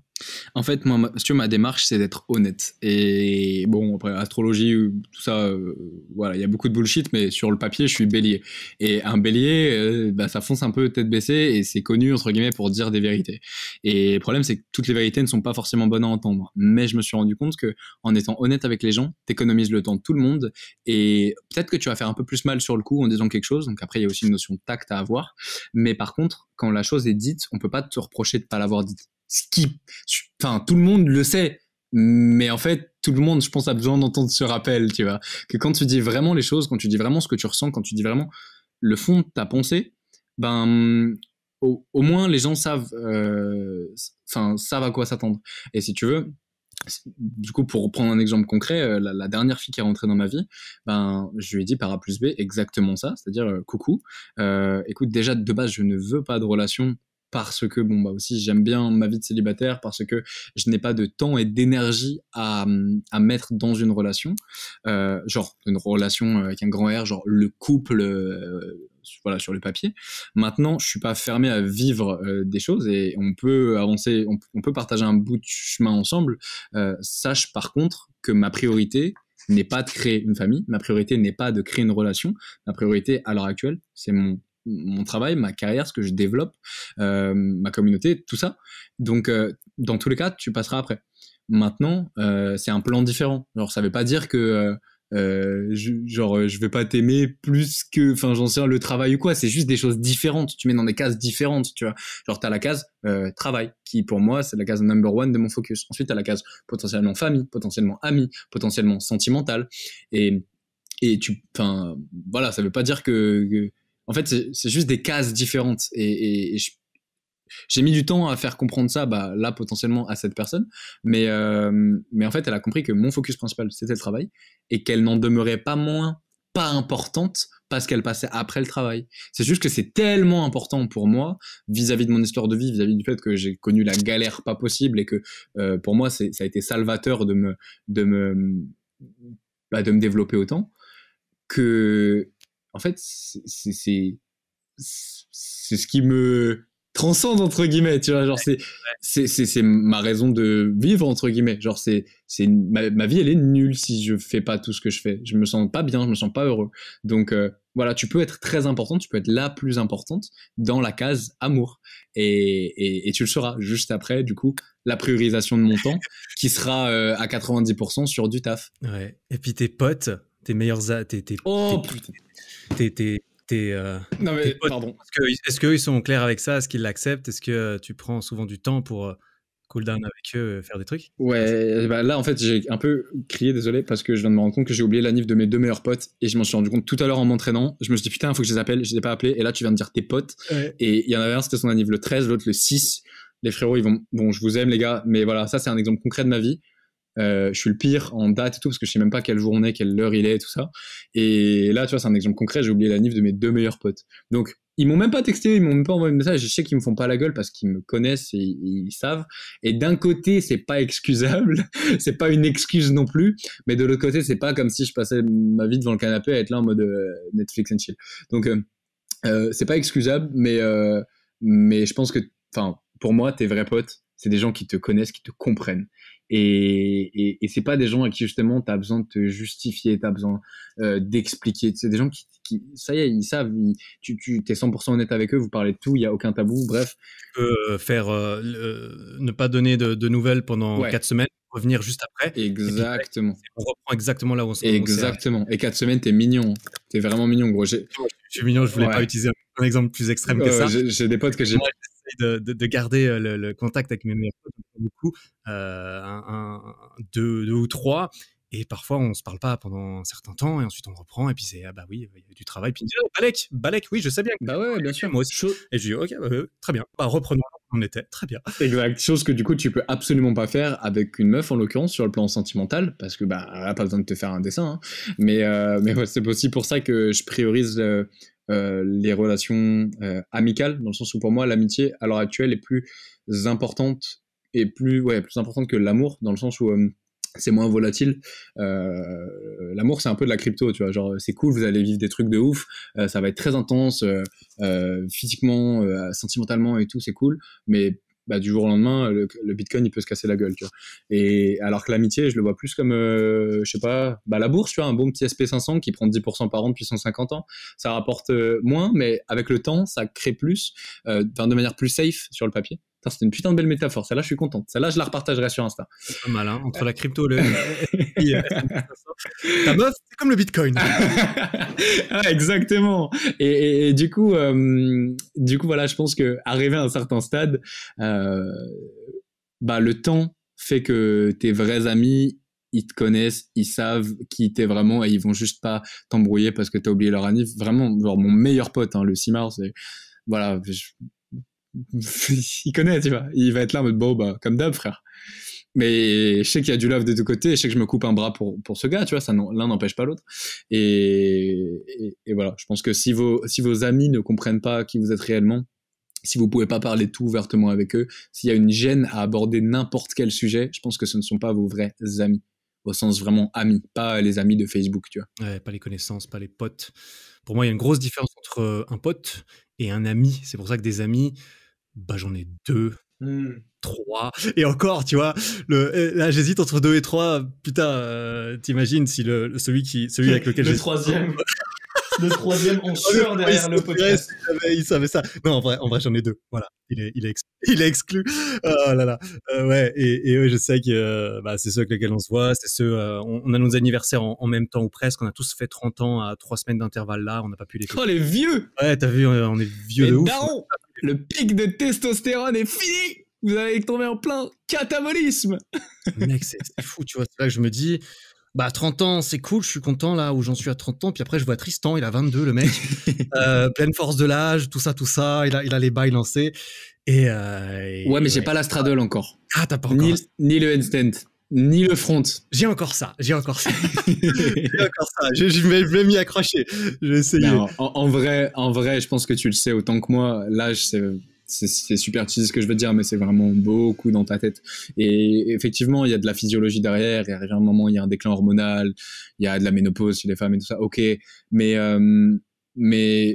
je pense que c'est beaucoup mental et que si t'as envie de rester jeune, entre guillemets, tu le restes. Si t'as envie de faire des efforts pour rester jeune, tu les feras et du coup, tu ralentiras le plus possible ce processus de vieillissement et voilà, si t'as parté sur la vieillesse, quoi.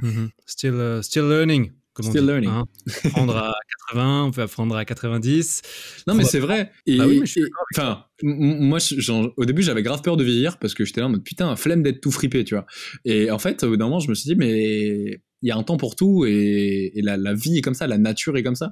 Genre, tout est cyclique et arrivé à un moment, bah, tu deviendras fripé. Donc, t'auras moins de force, t'auras moins de comment dire, ce sera fini les backflips et les straddles, mais t'auras du temps pour faire autre chose, tu auras du temps pour te cultiver, t'auras du temps pour faire de l'art, tu vois, c'est con, mais bah tu peux faire toute une vie de n'importe quel art, même si t'es tout vieux, tout fripé et que tu sais plus trop bouger beaucoup. Enfin, il y a tellement de trucs en fait à faire. C'est un peu la conclusion de tout ce que j'ai appris là sur ces dernières années, c'est que tu vois, quand quelqu'un me dit je m'ennuie, ça me rend ouf. Quand je vois des gens qui font rien de leur journée, c'est le truc qui m'énerve le plus au monde. Je suis là en mode comment tu peux t'ennuyer dans une vie qui est aussi riche, ouais, c'est ça. Il y a trop de trucs à faire. T'as pas le droit de t'ennuyer. Vraiment, il y a trop de trucs à visiter, il y a trop de trucs à découvrir, il y a trop de trucs à apprendre, il y a trop de trucs sur lesquels progresser. Et donc voilà, il y a un temps pour tout, et puis tu t'adaptes. Tu vois, là, on est dans la période où on a un peu de force, on n'est pas encore fripé. Bon, bah, on fait des trucs qui demandent de la force et de la peau pas fripée. Mais quand on sera fripé, c'est pas grave. On switchera, on arrêtera les straddles, les backflips, on fera de la peinture, et on sera sûrement très heureux aussi. Exact, et on fera des practice makes perfect peinture, fit avec Flag. Exact. Ah, purée, à 80 ans en mode tu te rappelles à l'époque, Eric la vieille époque. Bah, c'est pas encore. On n'y est pas encore là. Il y a encore pas mal de belles. On a encore pas mal de belles années, de belles journées devant nous. Là, j'aimerais bien rebondir encore un petit peu sur la partie entrepreneur. Va donc. Parler un petit peu de ta marque PMP. Donc c'est une marque de vêtements, on est bien d'accord. Elle est relativement jeune, il me semble. Je me demandais, ça fait quand même longtemps que tu es dans le game. Ça fait longtemps que tu fais la promotion de vêtements et surtout d'autres produits de marque. Pourquoi est-ce que tu l'as créé juste, entre guillemets, que maintenant et ouais, et qu'est-ce que tu vois là-dedans? Est-ce que tu comptes continuer là, PMP vêtements, ou est-ce que tu te vois ouvrir encore un peu le truc? Vas-y, balance, c'est quoi la vision là-dessus? La vision globale, si tu veux, un peu comme je l'avais expliqué chez le frérot Quentin, c'était plus de me dire, ok, arriver à un certain stade, être entrepreneur sur le papier pour au final bosser pour des gens, bah tu restes un peu quand même toujours la pute des gens, tu vois. Excuse-moi du terme. Mais du coup, je me suis un peu plus replongé sur la définition d'entrepreneur et à mon sens maintenant un entrepreneur c'est pas juste quelqu'un qui s'est déclaré à l'URSSAF auto-entrepreneur, tu vois.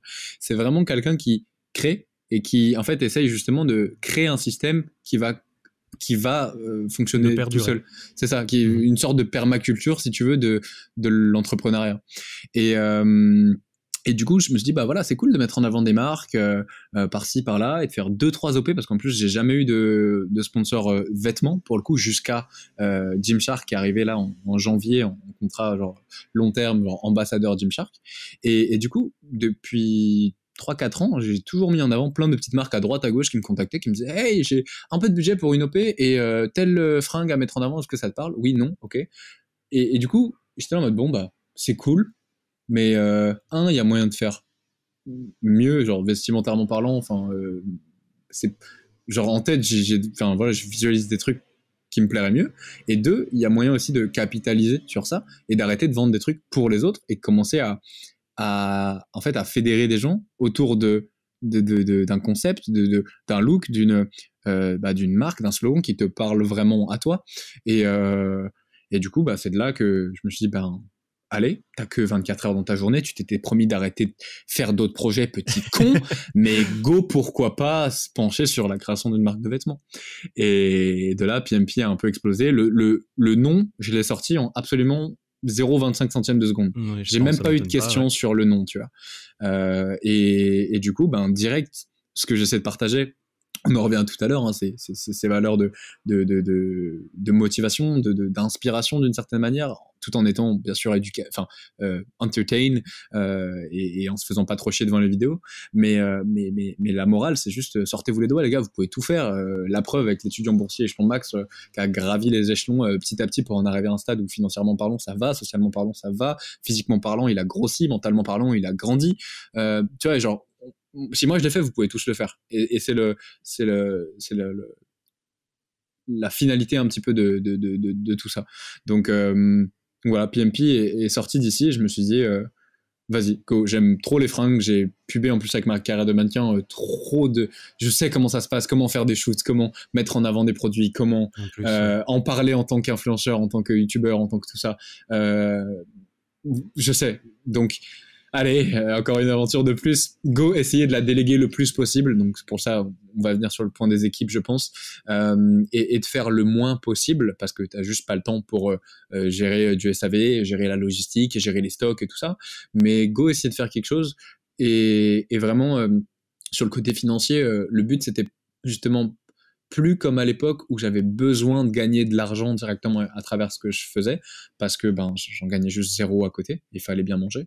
Là, le but, c'est plus de me dire, ben, je préfère avoir une toute petite part d'un très gros gâteau qu'on partage à plusieurs, et d'une belle aventure qu'on va vivre à plusieurs personnes. Donc moi, c'est que mes potes, dans tous les cas, avec qui je bosse, plutôt qu'un petit cupcake à toi, tu vois.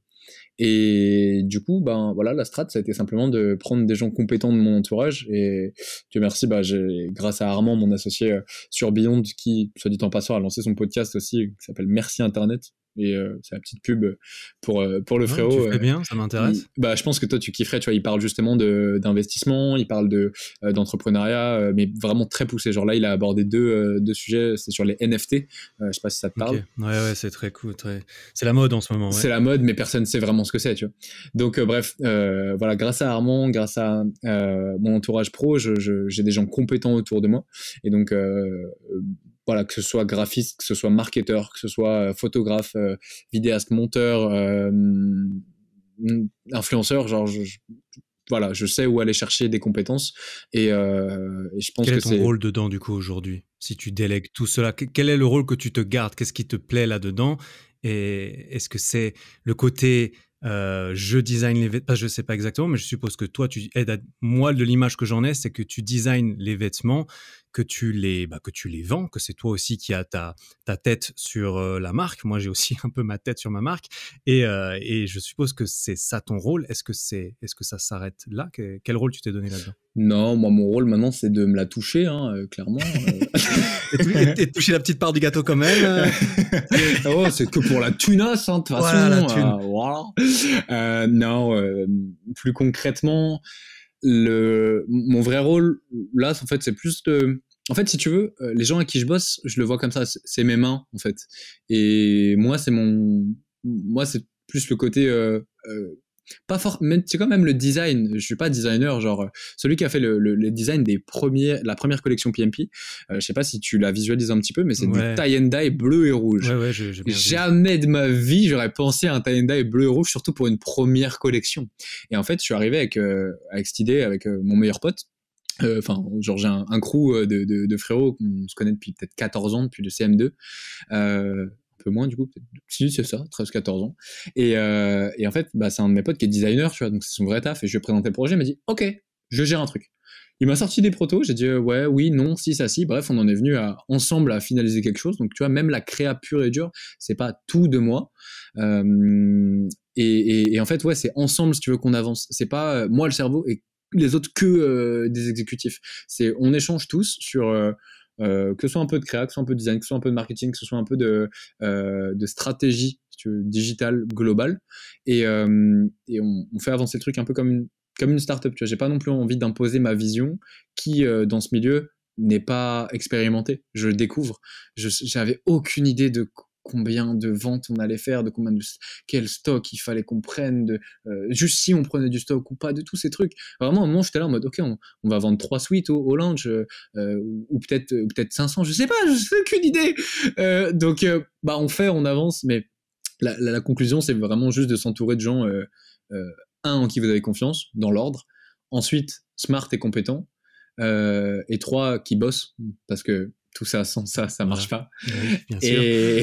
Et une fois que vous avez ça, ben, voilà, en fonction de la vision, en fonction de l'objectif, vous avancez ensemble, vous créez ensemble. Et du coup, sur PMP, voilà, mon rôle, il est un peu global. Ça reste quand même ma marque, entre guillemets. Visuellement, j'en suis la tête d'affiche. Je suis celui qui en parle, je suis celui qui la porte, la promouvoit. Voilà, il y a aussi tous les côtés, tous les côtés un peu même plus market, en mode oh, vas-y, on va faire tel type de photo, on va faire tel type de visu, on va faire tel type de vidéo de promotion, tac tac tac. Mais voilà, on avance tous ensemble. Enfin, perso, c'est ce que j'ai voulu faire. J'ai pas voulu imposer une vision à juste des exécutifs. Ok. Et à plus moyen long terme, vu que là t'as pas mal les mains dans l'entrepreneuriat, dans la création de contenu, t'as l'impression que tu te diriges vers l'un ou plus que l'autre à long terme? Est-ce que tu te dis, est-ce que t'as envie à long terme, tu te dis, ok, moi, j'ai juste envie de faire des vidéos, j'ai juste envie, ok, moi je fais les vidéos, je suis devant la caméra, je fais les vidéos, ensuite tout le reste, les autres qui font. Ou à l'autre extrême, j'aurais envie de dire l'extrême plus entrepreneuriat, eh bien tu deviens, entre guillemets, businessman, tu es le cerveau, le marionnettiste, entre guillemets, de tout cela, tu te mets un petit peu plus dans l'ombre et puis tu gagnes bien ta vie comme cela. Comment est-ce que tu te vois, dans quelle direction tu te vois partir à plus long terme, tu sais? Super pertinent, comme d'hab. Ça dépend à plus long terme, à combien de temps tu le vois, mais si tu t'es déjà posé un petit peu ces questions dans ta tête ces derniers temps, avec tous ces projets qui sortent et avec le fait que moi, par exemple, je sais que l'entrepreneuriat, ça m'intéresse beaucoup, tu vois. Tu vois, tu me disais, ma T-shape skills, la barre verticale, c'est le street workout. Moi, c'était ça au début, en fait. Ma toute première passion, c'était le street. Et ensuite, j'ai commencé à faire des vidéos et je me suis pris de passion pour la création de contenu et le business qui est derrière. Et le street, notamment, c'est plus devenu un support à cela que les fonds, que la tour qui en est émergée. Et du coup, moi, je me dis, tiens, l'entrepreneuriat, parce que des fois, en repas de famille à Noël, on m'a encore demandé, un cousin qui m'a demandé, Eric, tu feras quoi dans 5 ans? Eh ben, je lui dis, et toi, tu sais ce que tu vas faire dans 5 ans? Ouais. Et Eric, il serait temps de te trouver un vrai travail. Les vidéos sur YouTube, à un moment, faut arrêter. Donc je leur dis, je sais pas. Mais si je dois vraiment donner une réponse, parfois je dis, ok, je pourrais faire du consulting pour des réseaux sociaux parce que j'ai réussi à monter un truc. Du coup, je dois à peu près savoir comment faire. Du coup, je suis crédible pour soi-disant apprendre à des entreprises à ses pairs sur les réseaux. Et je me dis, ok, je pourrais éventuellement faire ça si vraiment je devais arrêter YouTube. Mais j'ai pas envie. Du coup, vas-y, j'ai bien envie d'avoir ta réponse à ça. Funny fact, anecdote 2017 Bangkok, Thibaut. Je lui avais posé cette question. Je lui avais dit, frérot, si t'arrêtais YouTube, tu ferais quoi? Il a longtemps galéré parce qu'il m'a dit j'arrêterai pas. Et vraiment, je l'ai poussé en mode, vas-y, mais si tu arrêtais, vraiment, tu ferais quoi? Tu travaillerais dans quoi? Et il avait dit exactement ça. En mode, t'as acquis tellement une expérience maintenant que j'irai faire du consulting en entreprise pour leur expliquer comment créer des audiences. Parfait. Donc, je pense que toute l'expérience qu'on se fait, elle est plus... Je sais pas si c'est un mot français ou anglais. Valuable. Exactement. Ouais. Putain, il galère. T'as vu ça? Je termine tes phrases, mec. Et c'est français ou pas? De dire c'est valuable? Non, elle a plus de valeur. Ouais, il y a pas de traduction. Ok, voilà. Donc, pour tous ceux qui insultent mon franglais, prenez-vous ça en pleine gueule. Il n'y a pas de traduction de la part d'Eric Flag. Donc voilà, c'est plus valuable directement que n'importe quelle autre expérience classique dans le sens où... le chemin classique, moi j'ai du mal de toute façon avec les normes, j'ai du mal avec les trucs normaux, les gens normaux, les films normaux, les bouffes normales, personne n'aime ça. Personne n'aime les baises normales, personne n'aime les cadeaux normaux. On aime bien les trucs, soit c'est très bien, soit c'est dégueu. Et là tu te fais un avis dessus, mais les trucs normaux c'est chiant. Et la norme, elle est que t'es là, tu fais des études, tu sais pas trop pourquoi tu les fais, mais tu les fais, après tu vas en stage, après t'essayes, après t'as un métier, et tu continues, puis à un moment t'as ta retraite. Et ça, c'est moi, c'est une norme qui meurt. Et après tu meurs. Tu payes des impôts tout le long aussi, c'est important. Ouais. et moi, cette norme, elle me dérange parce que, je sais pas, j'ai des potes qui sont en médecine, ça fait des années, ils ont que de la théorie dans le crâne, tu vois, jusqu'à là, je crois que c'est 5 ou 6 ans où tu commences à faire un peu de pratique. Et je suis là en mode, waouh, mais gros. Enfin, c'est très bien. En fait, si ça te parle vraiment, que c'est ce que tu veux faire, go for it, tu vois, et vraiment enjoy. Mais la plupart, c'est un peu, je sais pas, ils ont beaucoup d'attentes vis-à-vis de ça. Ouais, un peu par défaut, genre le choix du papa depuis qu'il est tout petit, inconscient au fond du crâne, ou l'envie de faire des thunes ou quoi, d'avoir une sorte de sécurité. Ok, mais en 5 ans de vie et d'expérience, en 5 ans d'entrepreneuriat, waouh, je me dis, tu vois, Armand, quand on a créé Beyond, il avait... la première année comptable où on a fait plus d'1 million d'euros de chiffre d'affaires, il avait 18 ans, je crois. Ouais, 18, il me semble. Et c'est 1 an. Donc imagine, là il doit avoir 21 du coup, tu vois. Donc imagine en 5 ans ce qu'on peut faire. On a un peu plus de doublé juste après. Et tu vois, nous, c'est un exemple concret parmi tant d'autres, mais il y a trop de choses à apprendre en termes d'expérience dans l'entrepreneuriat. Donc, pour revenir à la question de base, création, je pense que les gens comme nous, on trouvera toujours quelque chose à faire parce que si on en est arrivé à créer tout ça, c'est qu'il y a une forme de jotte, d'expertise et ça tourne en fait dans le crâne et tu te dis, on est sur le papier pas arrivé là juste par de la chance, tu vois. Il y a eu des facteurs chance, bien sûr, par-ci, par-là, mais c'est pas de la chance et j'ai du mal aussi avec cette notion de chance. Mais sur le... Vas-y. Toi, tu dois où alors? Tu dois où? Qu'est-ce qui t'attire plus? Vas-y, réponds à ma question. C'était ça, c'est ce que j'allais te dire. J'allais dire, relance-moi la question comme ça, là, je la boucle. Du coup, moi, je me vois où? Non, je me vois pas dans l'ombre directement parce que déjà, je pense que c'est un peu trop tard vis-à-vis de ce que je commence à faire et à construire. C'est un peu bizarre de commencer à être une marque et d'être le visage de la marque et de disparaître, par exemple. Ça peut se faire, hein, mais bof. Ouais, sur 5, 10, 15 ans, ça, c'est même presque Ouais, sur 15 ans. normal. Voilà, sur 15 ans. Il y a beaucoup d'exemples, je pense, sur des pop stars, des machins qui sont dans l'ombre derrière, mais ça se fait pas en 2 jours, ça c'est sûr. C'est ça. Donc que ce soit ça ou que ce soit YouTube, tu vois, si tu commences à faire du contenu à la lama fâchée où tu t'as pas besoin d'être là physiquement, bon bah c'est une chose. Maintenant du contenu comme toi et moi, avant qu'on soit plus derrière la cam, bah tu perds ton business en fait. Donc c'est pas le choix le plus smart, je pense. Et sans parler maintenant de logique, moi j'aime vraiment ce que je produis à l'heure actuelle et ce que je fais et surtout ce que ça apporte. Et en fait là où je serai plus tard, je pense que c'est surtout ça qui va le définir. C'est ce que ça va apporter aux gens qui me suivent. Et tant que je continuerai d'apporter de la valeur, je continuerai de faire ce que je fais. Donc, en fait, la valeur maintenant, pour moi, ça peut être juste un sourire sur ou un soufflement de nez, juste les petits sur une vidéo YouTube. Autant que le message de fond après une vidéo snowboard où en 3 jours on voit que putain, tu passes de te casser la gueule tout le temps à réussir à faire une piste noire en snowboard, de petits messages de motivation et de te dire putain mais vas-y s'il l'a fait je peux le faire. Et en fait à partir du moment où je ferai toujours résonner cette petite voix dans la tête des gens qui me suivent ou ce petit soufflement de nez / sourire / rire de la part des gens qui me suivent, ben moi ça me va tant que je leur apporte une forme de valeur ajoutée. Donc si là tu me proposes de gagner 10 fois plus pour faire quelque chose dans l'ombre qui n'apporte pas de valeur ajoutée, honnêtement je le prends pas. Vraiment, et genre 10 fois plus. Genre en termes de tunas, je le prends pas. Ou oui, ok, sur le papier, je le prends un mois et j'arrête parce que ça va trop me manquer en fait. Donc ouais, je pense que quand tu trouves ton... Allez, on ressort un petit mot anglais qui a pas trop de traduction. Ton purpose. Purpose. Putain, tu m'as resté une seconde, j'aurais pu le trouver. Purpose. Purposes. Je l'ai fait en mode vraiment Frenchy pour qu'on le capte, mais je pense que la définition du coup de ce mot, c'est plus vraiment ce pourquoi t'es fait, vraiment, ce qui te fait vraiment vibrer, ce qui résonne en toi. Je pense qu'une fois que tu trouves ça, faut juste pas le lâcher. Et une fois que tu le trouves, ben il y a plus d'autres questions à se poser en fait. Tu le sais, il y a des, je sais pas, là j'ai l'exemple de ton radar. Ouais, plus non, c'est ta boussole, plus c'est ton aimant en fait, dans le sens où je te prends un exemple concret. Mon cousin fait de la musique depuis qu'il est gosse. C'est celui qui fait toutes mes musiques, moi, qui sont quand même assez connues dans mes vidéos. Et en fait, depuis qu'il est gosse, il fait de la musique. Il était gamin, il était sur une batterie. Il a grandi, il a commencé à se renseigner sur des platines, à être DJ. Il a encore grandi, il a fait des prods. Enfin, il n'y a même pas besoin de se poser la question. Lui, tu lui enlèves la musique, il meurt. Vraiment, tu l'éteins si tu lui enlèves la musique.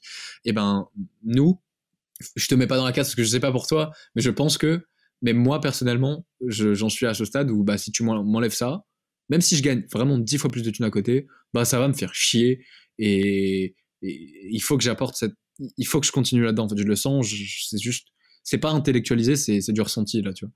Et genre, je suis trop bien là-dedans. Même s'il y a des bas, il y a des hauts, il y a des bas, il y a des choses il y a des sacrifices à avoir. Comme on disait tout à l'heure, il y a des concessions à faire, il y a une vie sociale à mettre de côté, il y a une vie sentimentale à mettre de côté, il y a des critiques à se prendre en pleine gueule tous les jours, il y a des menaces de mort à recevoir tous les jours, il y a plein de trucs, tu vois. Mais ça fait partie du jeu, t'as des hauts et des bas. Est-ce que t'acceptes le plus? Si t'acceptes le plus, tu dois aussi accepter les moins du chemin que t'as pris.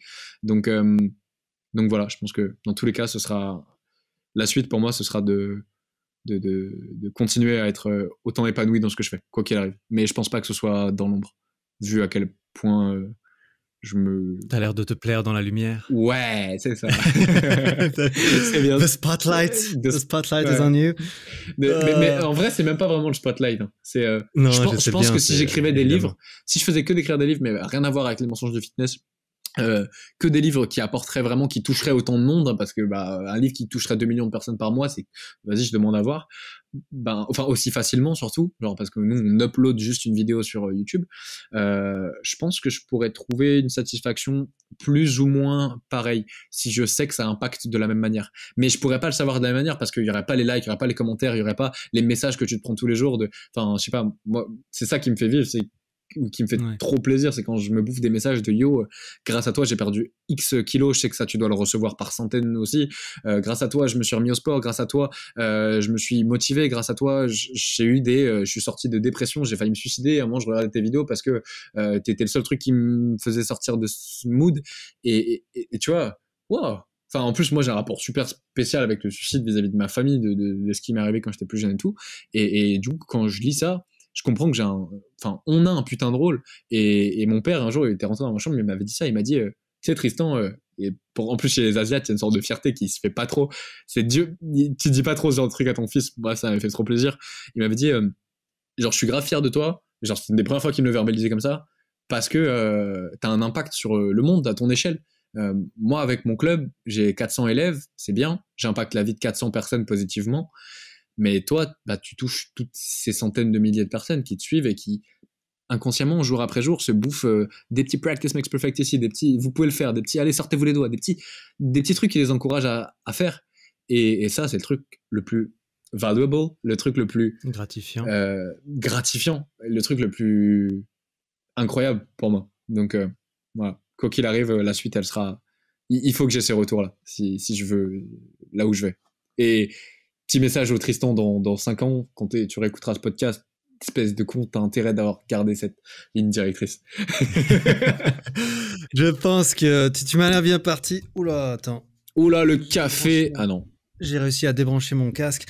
Je voulais dire, ouais, tu m'as l'air de savoir, tu m'as l'air d'être au clair avec toi. Est-ce que tu veux faire? Moi, j'ai hâte de voir ce que tu vas nous faire sur ces magnifiques paroles très encourageantes, très cool, très inspirantes. Franchement, je kiffe. Moi, j'aime bien ce podcast, tu vois, c'est aussi une plateforme pour essayer d'inviter des gens et de faire copain-copain avec des gens intelligents, intéressants, intéressés. Je suis intelligent selon Eric Flag. Desquels je peux essayer de triturer un peu comment ils réfléchissent, comment ils font les choses, parce que j'ai envie de m'inspirer, tout simplement. Non, c'est génial. Donc, et félicitations pour ça, hein, juste la démarche de faire. Encore une fois, les gens se rendent pas compte, mais juste te dire, ok, je crée un podcast, ok, je fais ça, ok, je me donne un rendez-vous hebdomadaire, ok, j'invite il y a toute cette démarche derrière de réflexion et de travail. Voilà, les gars, si vous n'êtes pas familier avec ça, c'est beaucoup plus que ce que vous apercevez sur la partie visible de l'iceberg. Et félicitations pour ça, pour Expansion, pour tout ça. Enfin, moi, tu sais que ça me parle vraiment personnellement. Enfin, coucou, c'est marqué sur mon corps, tu vois. Et c'est le slogan de ton podcast.